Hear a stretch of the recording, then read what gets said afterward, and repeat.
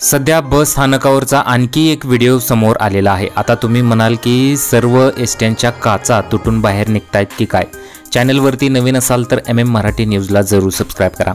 दुसऱ्या व्हिडिओतील तरुण खिडकीतून आत शिरण्याच्या नादात खिडकी तोडून खाली पडला, पण त्या खाली पडलेल्या तरुणासोबत बसच्या कंडक्टरने काय केले ते आता तुम्हीच पहा।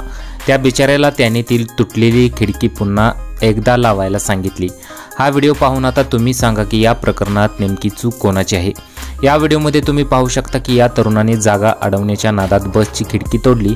या खिडकीची फ्रेम घेऊन तो खाली पडला। त्यानंतर बसच्या कंडक्टरने त्याला पकडले आणि खिडकीची फ्रेम उचलायला लावली आणि मग त्या तरुणाला घेऊन तो डेपोच्या कार्यालयात नेत होता।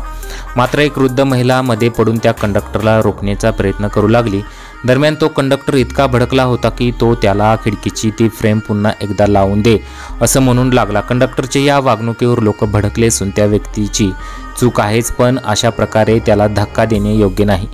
तुम्हाला काय वाटतं? तुमच्या प्रतिक्रिया आम्हाला जरूर कळवा।